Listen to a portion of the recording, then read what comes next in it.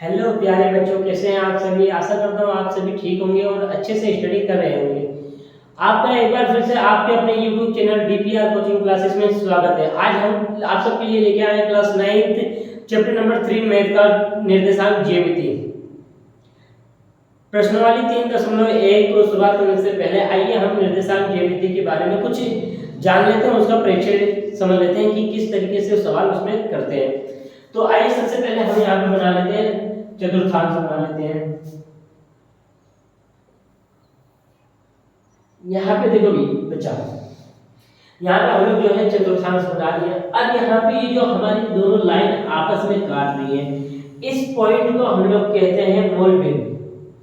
इस पॉइंट का नाम हमारा जो होगा वो होगा मूल बिंदु।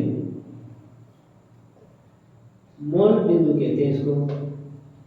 और इसका निर्देशांक हमारे पास जो होगा वो क्या होता है, हमारे पास इसका निर्देशांक 0,0। आइए अब मूल बिंदु से दाहिनी तरफ की तरफ देखेंगे जब हम, तो हमारे पास दो चीज दिखाई देंगी। एक आपको x दिखाई देगा और ऊपर की साइड में हम देखेंगे तो हमें y दिखाई देगा। और फिर बाईं तरफ देख रहे हैं तो हमारे पास x डैश और नीचे की तरफ देख रहे हैं तो हमें y डैश दिखाई देता है हमारे पास। तो अब यहाँ पे जो हमारे पास ये x वाली वैल्यू है वो हमारे किस चीज में आती है, प्लस में आती है, माइनस में आती है। तो आइए उसको हम जानते हैं यहाँ पे।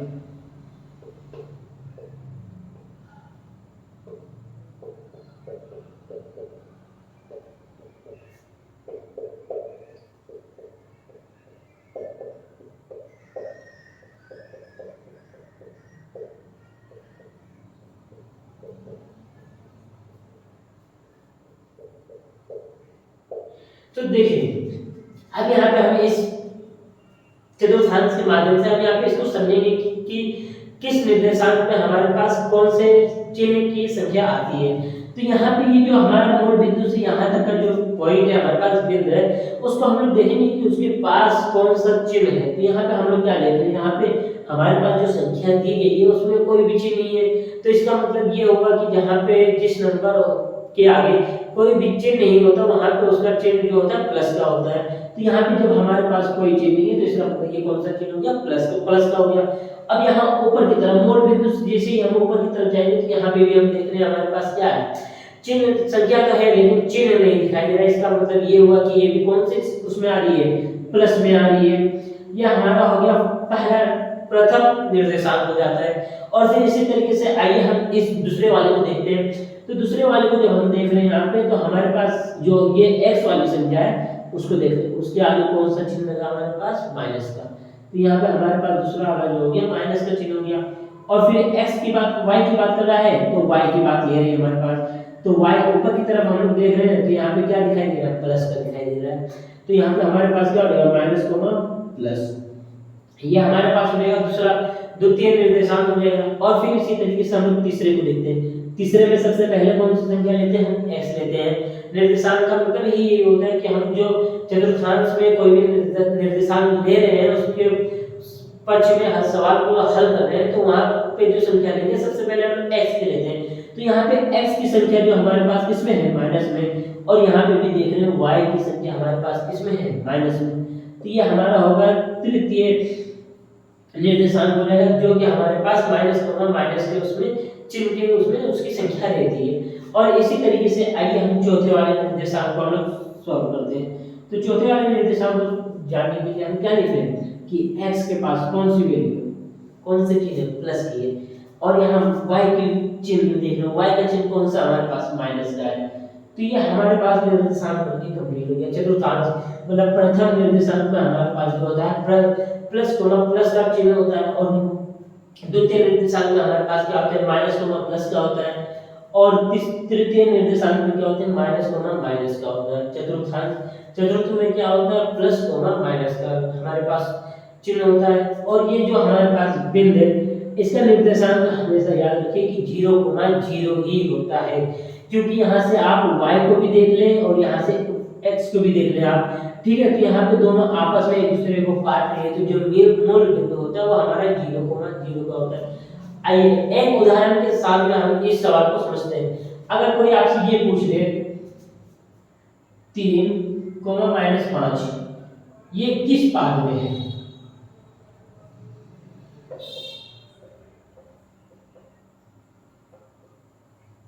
मतलब 3 - 5 किस पाद में है पूछ रहा है। इसका मतलब ये कि ये पाद का मतलब चाहे हम इसको निर्देशांक भी कह सकते हैं, कोई गलत नहीं है, कोई दिक्कत नहीं है। ठीक है, तो यहाँ पे अब हमें नंबर से कोई मतलब नहीं, यहाँ पे इसके चिन्ह से मतलब है। तो 3 के आगे कुछ है तो नहीं भाई, हम देख रहे हैं कुछ दिखाई नहीं दे रहा है। लेकिन अभी क्या बताया आपसे कि जहाँ पे कुछ नहीं होता वहाँ पे प्लस का चिन्ह होता है। तो यहाँ पे कोई चिन्ह नहीं है, तो इसका मतलब यहाँ पे कौन सा चिन्ह होगा, प्लस का होगा। और फिर दूसरा क्या है, माइनस का। तो प्लस कॉमन माइनस का चिन्ह कौन से उसमें आता है, तो प्लस कॉमन माइनस का चिन्ह जो है हमारा चतुर्थ निर्देशांक में आता है। तो हम लोग यहाँ पे इसको आसानी से लिख सकते हैं कि ये चतुर्थ निर्देशांक में आता है। ठीक है, और इसी तरीके से अगर कोई आपसे ये कह दे कि -5, -5 ये किस पाद में आता है, तो हम क्या बताएंगे, तृतीय पाद में आता है। आइए इसी की तरह से अब हम चलते हैं प्रश्न वाली 3.1 पर। तो ये रहा हमारा प्रश्न वाली 3.1 का सवाल नंबर 1। क्या कह रहा है, एक अन्य व्यक्ति को आप अपने अध्ययन मेज पर रखे टेबल लैंप की स्थिति किस तरीके से बताएंगे।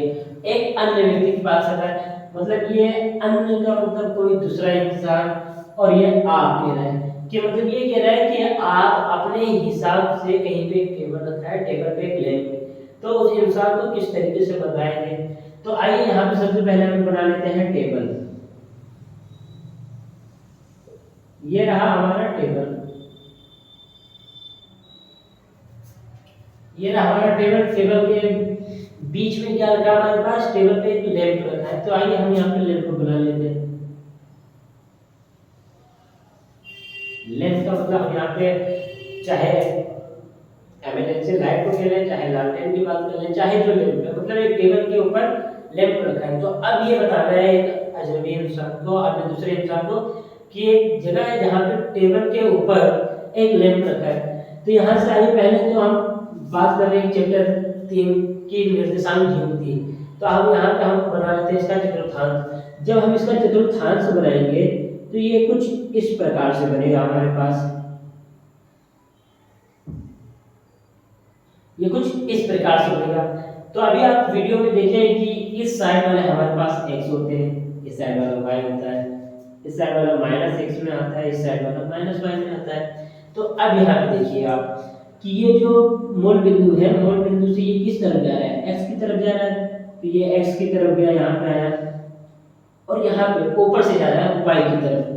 तो y की तरफ जब इसको देख रहे हैं तो ये किस में आ रहा है, x, y में आ रहा है।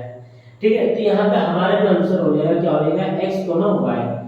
अगर मान लीजिए यहाँ पे हमारे पास कुछ पॉइंट दिया होता, अगर इस तरीके से दिया होता हमारे पास कि मान लीजिए 3, 5, ठीक है, अगर इस तरीके से दिया होता हमारे पास, तो हम क्या करते, यहाँ पे हमारे पास जो नंबर था उसको, उस नंबर को हम यहाँ पे लिखते।